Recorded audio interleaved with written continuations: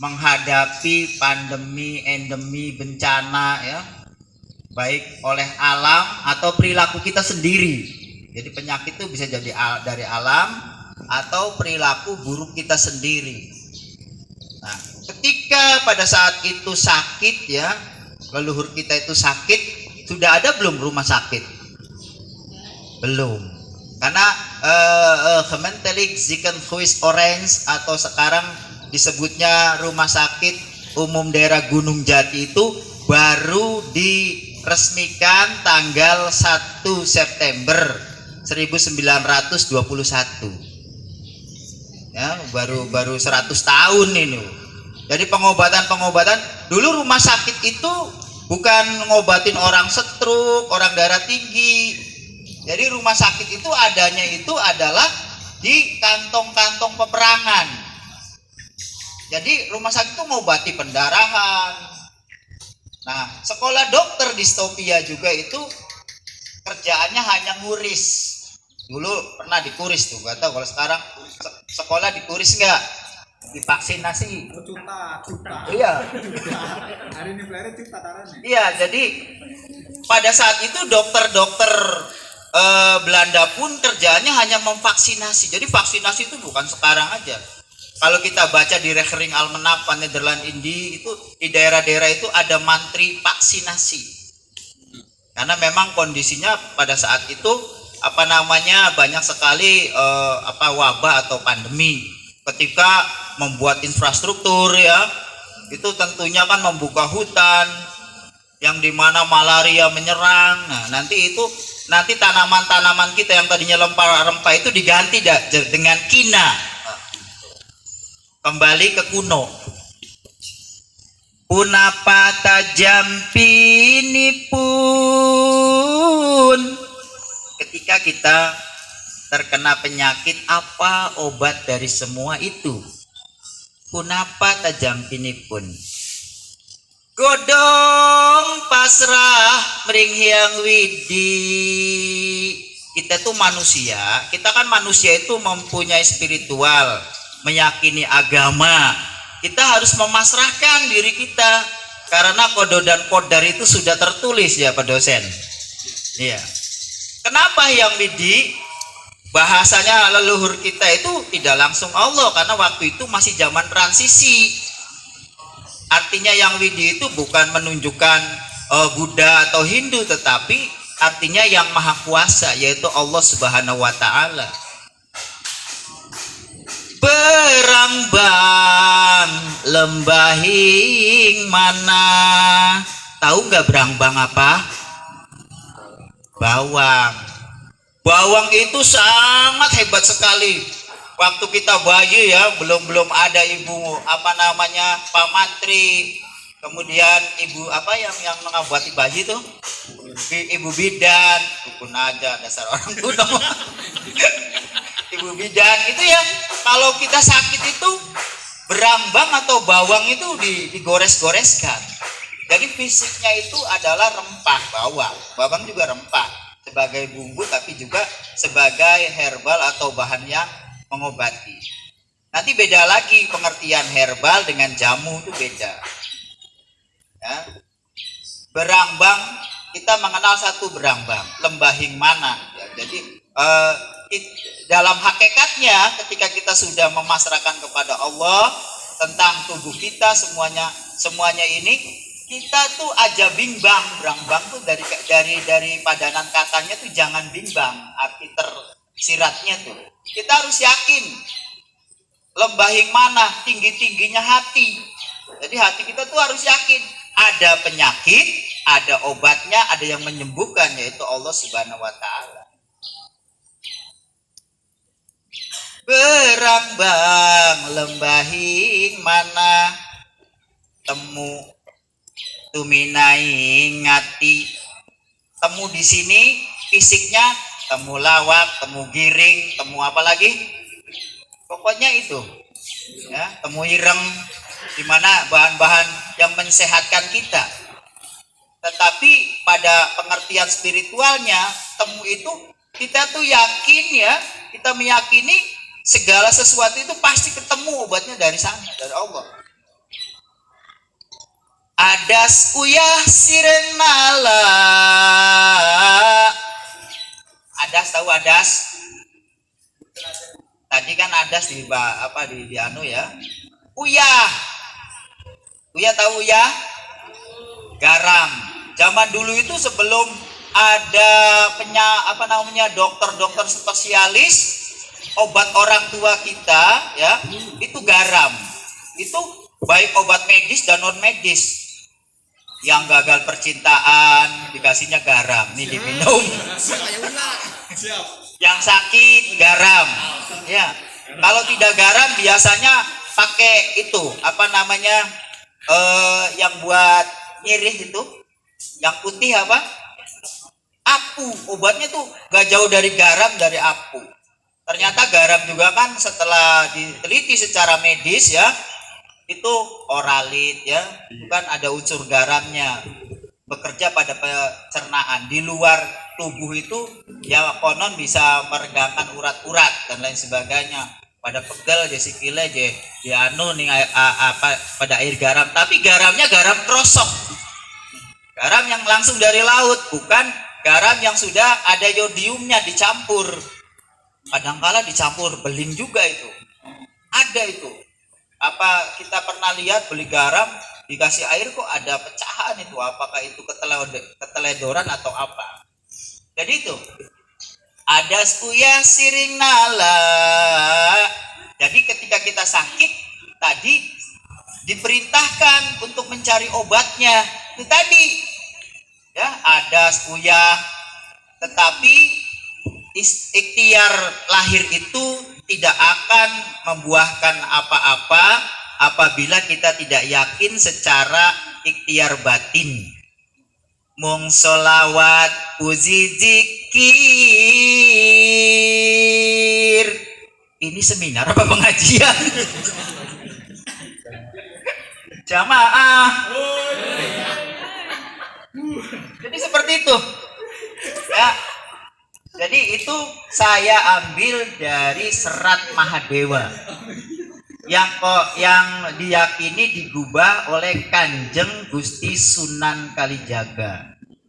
Jadi Sunan Kalijaga penyebar Islam, tapi dalam bait-baitnya itu diambidi gitu ya.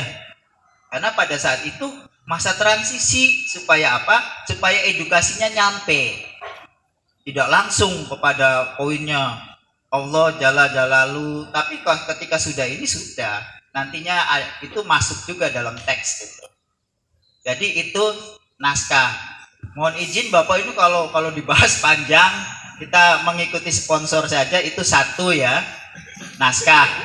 Rempah dan rempah Bahari bisa, manuskrip sudah ya. Kemudian pembahasan mengenai per aspera ad astra. Jadi pada tahun 1905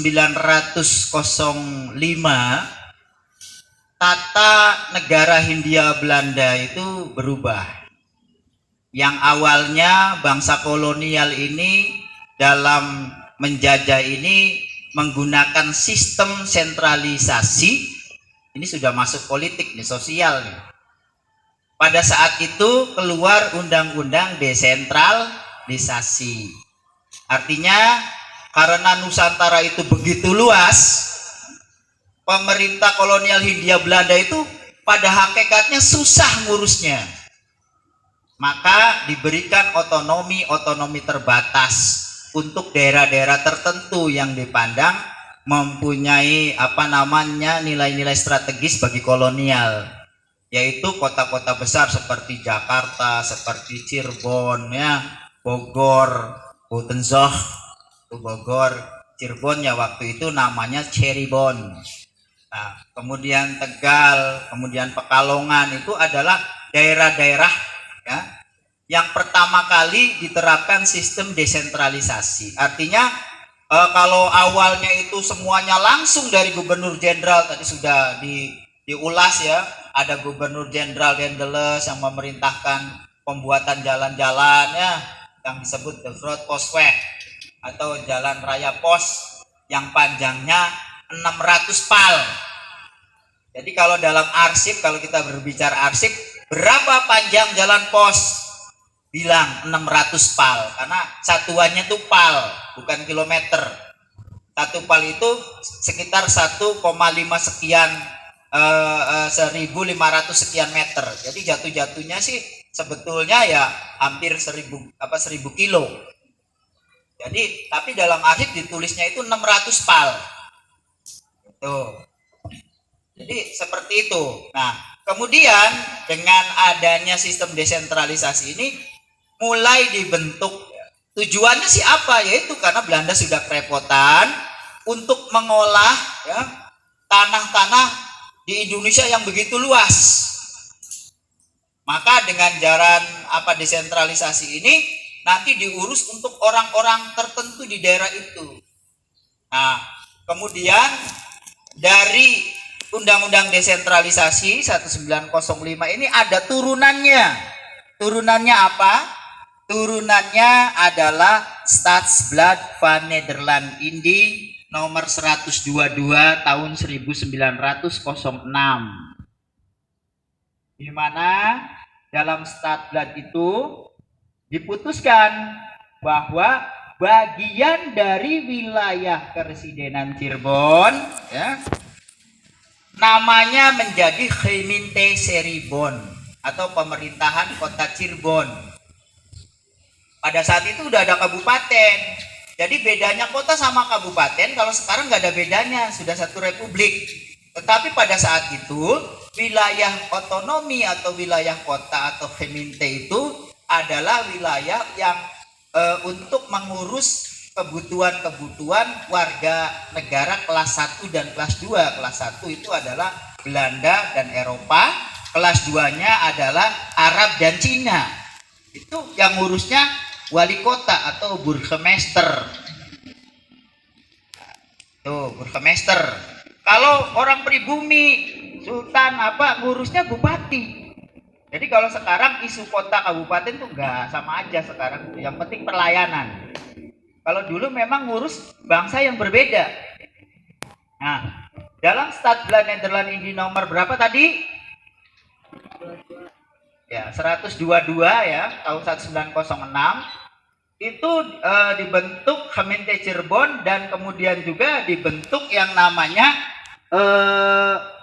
Gemeenteraad Dewan Kota yang kerjanya adalah mengurus, membuat regulasi dari aset-aset yang ada di wilayah itu. Pada saat itu kota Cirebon wilayahnya 1.100 hektar.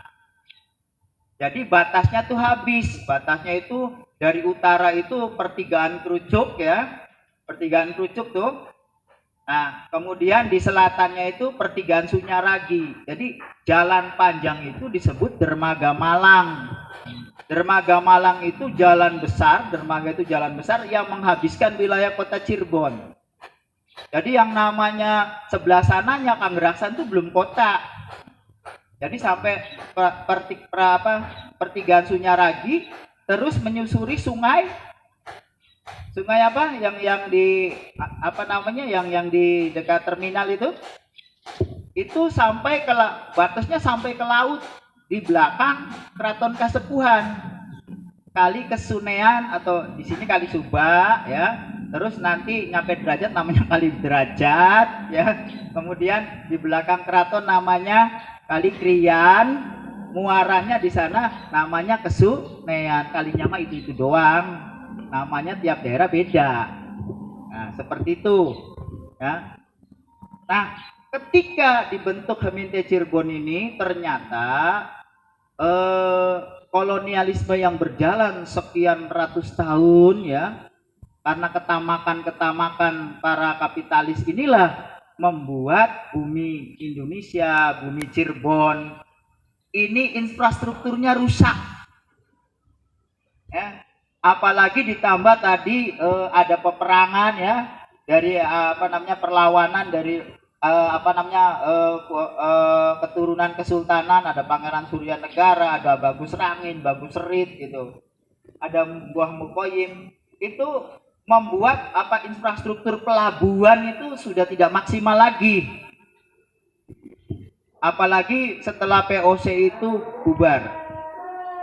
ya. Setelah VOC itu bubar karena korupsi. Nah, itu juga berdampak pada infrastruktur kota Cirebon. Jadi kota yang kumuh, kota yang becek, kota yang penuh dengan malaria. Karena zaman itu yang namanya Jalan Merdeka dulu itu bukan jalan tetapi sungai, arahnya Kali Bacin. Jalan Merdeka, Jalan Bahagia, ya.